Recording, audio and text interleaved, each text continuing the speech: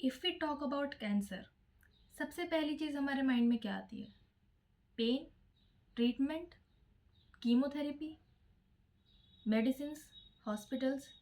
But एक और चीज़ है जो सबसे ज़्यादा सफ़र करती है और वो है हमारा माइंड, जिसके बारे में बात नहीं होती है।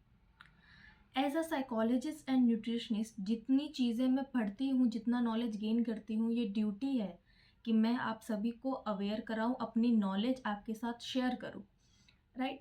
सो cancer is not only a physical disease, in fact it is a psychological battle, जिसके बारे में बातें कम होती हैं। In fact the fact is unresolved trauma and fear and stress, छोटे छोटे स्ट्रेस को बड़ा जब हो जाता है, उसके बाद ये कैंसर का रूप ले लेता है। राइट? आपने ना आप गौर कीजिए, जितने भी कैंसर पेशेंट्स हैं, अगर आपके नोन में हैं, आप उनसे बात करें या आप सिंपली गूगल पे जाके उनकी केस हिस्ट्री अगर एक बार रीड करें या उनके ऊपर जो रिसर्चेज हुई है, ठीक है, जितने भी रिसर्च हुई है उस पर अगर आप गौर करें, गौर फरमाएं, तो उसमें लिखा है दैट स्ट्रेस कॉजेज कैंसर। तो हम मेंटल हेल्थ के बारे में क्यों नहीं ध्यान दे रहे हैं? ये एक फिजिकल डिजीज तो नहीं है। इनफैक्ट स्ट्रेस से डायबिटीज भी होता है, स्ट्रेस, एंजाइटी, एक्सेस फियर से डायबिटीज़ हो रहा है, हाइपरटेंशन होता है, डिप्रेशन जैसी बीमारियाँ होती हैं, कईयों को ओवर थिंकिंग से बहुत बड़ी साइकोलॉजिकल डिजीज़ है, स्किज़ोफ्रेनिया भी हो सकता है। सो स्ट्रेस, एंजाइटी, ये सब रूट कॉज है। एक्सट्रीम सैडनेस रूट कॉज है जो एक बड़ा पेड़ का रूप ले सकती हैं। राइट? सो आज के वीडियो में हम बात करेंगे साइकोलॉजी ऑफ कैंसर। सबसे पहले, when a patient diagnosis with cancer, कुछ सडन लाइफ में चेंजेस आते हैं, अनसर्टेनिटी बढ़ जाती है कि अब मेरा क्या होगा, मुझे कैंसर हो गया, मैं जीऊँगी नहीं, या मेरे बच्चों का क्या होगा, मेरे पार्टनर का क्या होगा, मेरा करियर का क्या होगा, मेरे पेरेंट्स का क्या होगा। तो ये कुछ सडन चेंजेस आते हैं जिससे साइकोलॉजिकल इम्पैक्ट बहुत बढ़ता है। फियर ऑफ डेथ, मैं मर जाऊँगा, मैं मर जाऊँगी, मेरा क्या होगा। लॉस ऑफ आइडेंटिटी, सबसे पहले जब कैंसर होता है सबको डर होता है जब बाल उनके झड़ रहे होते हैं और जब कुछ नहीं बचता, उसके बाद उनका कॉन्फिडेंस पूरा लो होता है, लॉस ऑफ आइडेंटिटी होता है, लॉस ऑफ कॉन्फिडेंस होता है, लॉस ऑफ सेल्फ एस्टीम होता है, सेल्फ वर्थ सब नीचे गिर गया होता है। और ये सब साइकोलॉजिकली इतना इम्पैक्ट कर रहा होता है। और ये ऐसा नहीं है कि कैंसर के बाद ही ये सब होता है, कैंसर से पहले भी उनका हम कह सकते हैं। अच्छा, मैं आपके साथ केस स्टडी के बारे में बताती हूँ। एक पेशेंट आया और उसने कहा डैट मुझे तो कैंसर हो गया। डॉक्टर, वो एक साइकोलॉजिस्ट के पास आया था डायग्नोसिस होने के बाद कि मुझे कैंसर हुआ है और मैं डिप्रेस्ड हूँ, लेकिन मुझे पता नहीं है कि ये कैसे हुआ, क्योंकि मैं तो सात्विक फूड खाता हूँ, मैं तो सुबह 7 बजे उठता हूँ, 6 बजे उठता हूँ, मेडिटेशन करता हूँ, पूजा पाठ करता हूँ, घर में सब कुछ अच्छा है, अपनी वाइफ की रिस्पेक्ट करता हूँ, बच्चों की बात मानता हूँ, बड़ों का आदर करता हूँ, ऑफिस भी बहुत बढ़िया है, अच्छी जॉब है, स्टेबल लाइफ है, फिर भी मुझे कैंसर क्यों हुआ? और मैं तो सात्विक फूड खाता हूँ, तो किस वजह से हुआ? जब उसकी केस हिस्ट्री, उनकी पास हिस्ट्री निकाली गई, तब पता चला उनके पेरेंट्स में फादर डोमेस्टिक वायलेंस करते थे उनकी मदर पर। कहीं ना कहीं ये ट्रॉमा अंदर था जो कि अनरिजॉल्व था, and unresolved childhood trauma will lead to cancer. हम ध्यान नहीं देते, छोटा सा स्ट्रेस इग्नोर करते हैं, अपने इमोशन रिप्रेस करते हैं। जितना इमोशन को रिप्रेस करोगे वो एक दिन हो सकता है वॉल्केनो के रूप में निकले। तो ये क्यों करना? इमोशंस को बॉटल अप नहीं कर सकते हैं, राइट? वरना वो वॉल्केनो के जैसे एक दिन फट जाएगा और कुछ बड़ी न्यूज़ आएगी कि हमें ये डिजीज़ हो गई, या हमारा हार्ट फेल हो गया, या हमें स्ट्रोक आ गया। राइट? सो जब एक पेशेंट कैंसर के लिए डायग्नोस होता है, उसकी लाइफ में बहुत सारे चेंजेस आते हैं। मोस्टली, वैसे तो हर एक पेशेंट की जर्नी अलग अलग होती है, लेकिन मोस्टली जब एक कैंसर पेशेंट इन सब चीज़ों से गुजर रहा होता है, वो मेनली ना 4 स्टेजेस से गुजरता है। Let me explain. Okay, first is shock and denial. मुझे ये हो गया, न्यूज़ आई, मैं शॉक्ड हूँ, मुझे कैसे हो गया, अब क्या होगा। डिनाइल है कि नहीं नहीं, ये तो ऐसे ही डायग्नोस होता है, या मेरा तो फिर फर्स्ट स्टेज ही होगा, मैं तो ठीक हो जाऊंगा। हम शॉक और डिनाइल में चले जाते हैं, और ये सिर्फ कैंसर की बात नहीं है, कोई भी डिजीज़ हो, हमको ऐसे ही लगता है कि नहीं नहीं मुझे तो हो ही नहीं सकता, मैं तो तंदुरुस्त हूँ, देखो कल ही तो मैं डांस कर रही थी, कल ही तो मैं ट्रैकिंग पे गया था, मुझे तो कभी कुछ ऐसा फील नहीं हुआ, अचानक से ही बस मुझे डिजीनेस फील हुआ, मैंने या मैंने ब्लड, ये तो मैं रेगुलर चेकअप के लिए गई थी और देखो मुझे ये निकल गया, ऐसा तो हो ही नहीं सकता, या मिस डायग्नोसिस हो गया होगा, बहुत कुछ सोचते हैं, ठीक है। तो पेशेंट डिनायल में चला जाता है। Second stage is fear and anxiety, डर लगता है, फियर ऑफ डेथ होता है, रात को बेचैनी होती है, नींद नहीं आती है, रेस्टलेसनेस होती है कि हमें ये डिजीज़ हो गई है, ये ठीक कैसे होगा, कांस्टेंट वरी होता है about future, about present, about spouse, बच्चों का, आगे की उनकी पढ़ाई का, बहुत फियर होता है, बहुत उनको एंजाइटी होती है, जैसे ओवर थिंकिंग होता है और स्ट्रेस और बढ़ता है। इनफैक्ट इस टाइम पे तो सबसे ज़्यादा काउंसलिंग की ज़रूरत होती है पेशेंट को, जो कि वो नहीं लेते हैं। आप खुद बताइए, आपको कोई भी डिजीज़ होती है, क्या आप उसके बाद काउंसलिंग लेते हैं या सिर्फ दवाइयों पे जीते हैं? दवाइयों पे जीते हैं, आई नो डैट। एंड वो कभी ठीक नहीं होता है और दवाइयाँ कभी बंद नहीं हो सकती हैं, क्योंकि आप जड़ के ऊपर काम नहीं कर रहे, आप अपने मेंटल हेल्थ के ऊपर काम नहीं कर रहे। बॉडी में दो चीज़ हैं, mental health and physical. Physical का ध्यान रख रहे हो, मेंटल का नहीं रख रहे हो, तो आप पूरी तरीके से कभी ठीक नहीं हो सकते। अगर आपके लव्ड वन की कभी डेथ हुई है और वो जो पेन था, या आप उस टाइम बीमार पड़ गए, या बेहोश हो गए, या आपकी इम्यूनिटी कमज़ोर हो गई है, उस टाइम आप इतने ज़्यादा डिप्रेशन में चले गए थे, आपने ट्रीटमेंट लिया, दवाई ली, ठीक हो गए, पर आप ठीक नहीं हुए हो, आपको पता है, आपको फ्लैशबैक आते हैं, आपको पता है आप पूरी तरीके से एक्सेप्टेंस नहीं आया है, मेंटल लेवल पे ठीक होना बहुत ज़रूरी है, तभी आप फिजिकल लेवल पे डेली लाइफ एक्टिविटी कर सकते हो। अगर आप अच्छे से इस स्टेज पे निकल गए तो वेल एंड गुड, बट इसके बाद का थर्ड स्टेज आता है डिप्रेशन एंड आइसोलेशन। हम डिप्रेस्ड हो जाते हैं ना, हमें कोई भी बीमारी होती है, कैंसर हुआ अगर हमें, पेशेंट डिप्रेशन में चला गया, अब मेरा क्या होगा, या एक्सट्रीम सैडनेस के स्टेट में चला गया, आइसोलेट कर लेता है खुद को।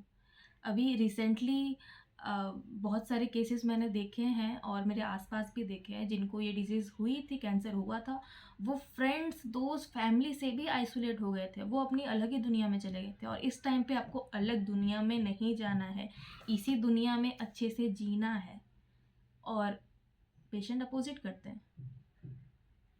Okay, so fourth one is acceptance and coping. अगर आपने एक्सेप्ट कर लिया, well and good, physical treatment भी लो, मेंटल ट्रीटमेंट भी लो, एक होलिस्टिक अप्रोच आ जाएगी, मेंटल लेवल पे भी आप ठीक हो रहे हो, इमोशनल लेवल पे, राइट, एंड फिजिकल लेवल पे भी आप ठीक हो रहे हो, ठीक है, मेंटल लेवल पे भी ठीक हो रहे हो एंड फिजिकल लेवल पे भी ठीक हो रहे हो। तो जब ये होलिस्टिक अप्रोच दोनों मिलेगी तो आप पूरी तरीके से ठीक हो पाओगे, राइट। ओके, सो यहाँ पे ना फैमिली का रोल बहुत आ जाता है, फैमिली एंड फ्रेंड्स का। अब यहीं अगर किसी फैमिली का नेगेटिव एनवायरनमेंट है तो वो नेगेटिव इम्पैक्ट करेगा, एंड पॉजिटिव है तो well and good, positive impact करेगा। अगर आपकी फैमिली पॉजिटिव नहीं है या टॉक्सिक इन्वायरमेंट है तो आप अपने अच्छे दोस्तों के पास जाओ, और अगर आपके पास दोस्त नहीं है, या टॉक्सिक फ्रेंडशिप हो गई है, या टॉक्सिक किसी के साथ रिलेशनशिप हो गया है, तो आप पॉजिटिव फैमिली की तरफ जाओ। लेकिन ऑलवेज ध्यान रखो, ऑलवेज रिमेंबर, जहाँ आपको खुशी मिले इस टाइम पे, do what you love, go where you want, do what you want, okay, do what you love. इस टाइम पे आपको जो खुशी दे, आपको जो पॉजिटिव चीज़ें सिखाए, या अगर आप सोशल मीडिया पे आना चाहते हो, आप अच्छे अच्छे रील्स देखो, ठीक है, अच्छे रील्स भी आते हैं, पॉजिटिव रील्स आते हैं, मोटिवेशन रील्स आते हैं, आप पॉडकास्ट देखिए इन्फॉर्मेशनल, आप बुक्स पढ़ सकते हैं, आप अपने किसी, अगर आप किसी गुरु को मानते हैं, या अपने टीचर के पास जा सकते हैं, स्पिरिचुअल लीडर के पास जा सकते हैं, आपको आपका जिसमें फेथ हो, बिलीफ हो, right. Okay, so if we talk about neurobiology, थोड़ी साइंटिफिक बातें कर लेते हैं, राइट। तो अगर हम न्यूरोबायोलॉजी की बात करें कि कैसे कैंसर में ये वर्क करता है, सो सबसे पहले हम बात करेंगे बॉडी एंड ब्रेन कनेक्शन, ठीक है, ब्रेन बॉडी कनेक्शन। उसके बाद इम्यून सिस्टम की बात करेंगे और फिर स्ट्रेस के बारे में, या मैं ना शॉर्ट में कब करके आपको बता देती हूँ। एक्सट्रीम स्ट्रेस, स्ट्रेस भी दो टाइप का होता है, यू स्ट्रेस और डिस्ट्रेस। एक अच्छा स्ट्रेस होता है कि भाई ये डेडलाइन है मुझे, मेरा 10 दिन बाद एग्ज़ाम है, मुझे ये डेडलाइन है, मुझे इतना काम इतने समय में करना है, मैनेजमेंट करना है। तो यहाँ पे तो आप अगर स्ट्रेस मैनेज कर लो, ये तो भाई अच्छा स्ट्रेस है, तभी ये आपको मोटिवेट करेगा। एनजाइटी भी अच्छी होती है, ठीक है, वो आपको जागरूक करती है, आपको मतलब बताती है कि भाई ये काम जल्दी करना है, इम्पॉर्टेंट है, ये काम करना है। डेली लाइफ सर्वाइवर के लिए, सर्वाइविंग करने के लिए ह्यूमन का एंजाइटी और थोड़ा फियर और थोड़ा स्ट्रेस ठीक है, लेकिन यही थोड़ा अगर थोड़ा थोड़ा करते करते बहुत हो जाता है तो हमारा इम्यून सिस्टम कॉम्प्रोमाइज्ड हो जाता है, सप्रेस्ड हो जाता है, इन्फ्लेमेशन बढ़ जाता है ज़्यादा स्ट्रेस के कारण, राइट। कॉर्टिसोल बनने लगता है। Cortisol is a stress hormone. Body में कॉर्टिसोल ज़्यादा होगा तो बॉडी कॉम्प्रोमाइज करेगी। अगर हम न्यूरोकेमिकल लेवल पे बात करें तो जो सेरोटोनिन होता है, जो हमारा मूड रेगुलेटर होता है, ठीक है, अच्छा मूड करने के लिए, फील गुड हार्मोन है, ठीक है, जो हमारा सेरोटोनिन जो न्यूरोट्रांसमीटर है उसकी मात्रा भी कम पाई जाती है कैंसर में। डोपामिन, प्लेजर हार्मोन, उसकी भी मात्रा कम पाई जाती है कैंसर में। एंड नॉर एड्रेनलिन है, उसकी ज़्यादा पाई जाती है। अब ज़्यादा होगा तो भाई देखो बहुत ज़्यादा स्ट्रेस होगा बॉडी में, तो बहुत ज़्यादा एनर्जी लगेगी, ठीक है, इम्यून सिस्टम कॉम्प्रोमाइज्ड होगा, ठीक है, स्ट्रेस की वजह से। और अगर इम्यून सिस्टम कॉम्प्रोमाइज़ हुआ तो बॉडी में कुछ भी हो रहा है उससे वो फाइट नहीं कर पाएगा, और बॉडी में अगर वो फाइट नहीं कर पा रहा है बाहरी चीज़ों से, या बॉडी में जो एबनॉर्मल हो रहा है, तो आपको बीमारियाँ होंगी, राइट। ओके। एंड फिर होता है एंडोर्फिन, जो कि नेचुरल पेन रिलीवर है, ठीक है। अब नेचुरल पेन को सही करने के लिए, कम करने के लिए आपके बॉडी में ऑलरेडी कुछ है, लेकिन अगर उसकी मात्रा भी कम हो गई, और कैंसर में तो कीमोथेरेपी देते हैं, बहुत दर्द होता है उसमें, राइट, और साइकोलॉजिकल पेन, तो उसको सहने की भी क्षमता कम हो जाती है। Now if you talk about biological response of stress, so there are two pathways, HPA axis and SAM pathway, SAM axis, ठीक है। एक है सिंपैथेटिक नर्वस सिस्टम वाला एक्सिस जो कि फास्ट है, और एक स्लो वाला है जो कि है hypothalamus pituitary axis. HPA axis से निकलता है कॉर्टिसोल, ठीक है, और सैम पाथवे से निकलता है एड्रेनलिन, ठीक है, जो कि स्ट्रेस, दोनों ही स्ट्रेस को कम करने में, स्ट्रेस हार्मोन है, दोनों ही स्ट्रेस को कम करने में काम करते हैं। लेकिन अगर ये चीज़, ये जो पाथवे है, ये जो शरीर में जो काम हो रहा है, अगर ये ढंग से नहीं हुआ, ठीक है, समय पे नहीं हुआ, तो दिक्कत, ठीक है, पहली चीज़। दूसरी चीज़ ये, अगर कॉर्टिसोल ज़्यादा मात्रा में बन गया, एबनॉर्मेलिटी हो गई, डिसफंक्शन हो गया, और सैम पाथवे में भी जो बन रहा है, और HPA में भी कॉर्टिसोल और एड्रेनलिन है, नॉल एड्रेनलिन है, ठीक है, अगर ये चीज़ें ज़्यादा मात्रा में बन गई तो इम्यूनो सप्रेशन हो जाता है एक्सेस रिलीज के कारण, ठीक है, due to excess release of this hormones, ठीक है, इम्यूनो सप्रेशन हो जाता है, जिसकी वजह से आपको बीमारियां हो सकती है। दोनों ही पाथवेज में, एक में कॉर्टिसोल अगर ज़्यादा बन जाए, और अगर इस तरफ एड्रेनलिन और नॉर एड्रेनलिन अगर ज़्यादा बन जाए, तो वो इम्यूनो सप्रेशन कर देता है, ठीक है। और अगर हमारा इम्यून सिस्टम कॉम्प्रोमाइज़ हो गया तो हमारी बॉडी में बीमारियों से लड़ने की क्षमता कम हो जाती है, जिससे हमें डिजीज़ होने के चांसेस ज़्यादा हैं, राइट। सो सबसे पहली बात, अब इतना कुछ समझाने के बाद, what is the role of psychologist in the case of cancer patient. तो यहाँ पे हम आपको थेरेपीज देते हैं, हम आपकी काउंसलिंग करते हैं, स्ट्रेस मैनेजमेंट सिखाते हैं, रिलैक्सेशन टेक्निक्स होती है, EFT, EMT, काफ़ी सारे थेरेपीज होते हैं जिसके आपके बारे में बहुत कुछ पता चलता है, आपको रिलैक्सेशन मिलता है, माइंडफुलनेस होती है, रिलैक्सेशन टेक्निक्स बहुत सारी होती है, स्ट्रेस मैनेजमेंट होता है, कोपिंग स्टाइल्स आपको हम सिखाते हैं। और एक चीज़ ध्यान रखिए, मेडिकल ट्रीटमेंट जो है, ठीक है, मेडिकल ट्रीटमेंट फिजिकली डिजीज़ को हील करता है, ठीक है, फिजिकल बॉडी को हील करता है, लेकिन साइकोलॉजिकल सपोर्ट माइंड को हील करता है। और जब हम किसी भी डिजीज़ के बाद या दौरान उसके मेंटल हेल्थ और फिजिकल हेल्थ को साथ में लेके चलेंगे, हम जड़ से ठीक हो सकते हैं, right. So as a psychologist and nutritionist मेरा ये काम था, ये ड्यूटी थी कि जितनी नॉलेज मेरे पास गेन होती जाती है उतना मैं आपको अवेयर करूं और आपके साथ नॉलेज शेयर करूं, राइट। सो आई होप आपको आज का वीडियो बहुत अच्छा लगा हो, पसंद आया हो।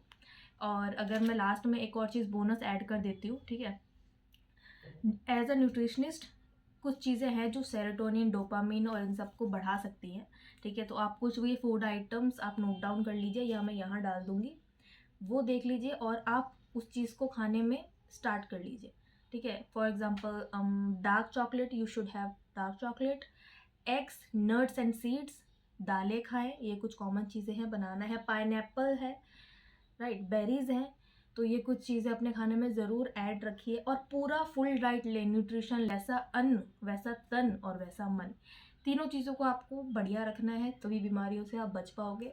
और आई होप कि आपको आज का वीडियो पसंद आया हो। अगर आपको मेरी वीडियोस अच्छी लगती हैं और आपको इन्फॉर्मेशन मिलती है, नॉलेज गेन होता है, सो प्लीज़ मेरे चैनल को सपोर्ट कीजिए, बढ़ाइए, सब्सक्राइब कीजिए। Do like, comment, share and subscribe to my channel. मिलते हैं अगले वीडियो में। नीचे आप कमेंट करके बताइए आपको वीडियो कैसा लगा और नेक्स्ट वीडियो किस टॉपिक पे चाहिए वो भी बताइए। ओके, सो शेयर कीजिए इससे अपने फ्रेंड्स, फैमिली और दोस्तों के साथ। और अगर कोई पेशेंट है कैंसर का, उसको तो ज़रूर शेयर कीजिए। ठीक है, खुश रहिए, स्ट्रेस फ्री रहिए, डिजीज़ फ्री रहिए। Okay, bye bye.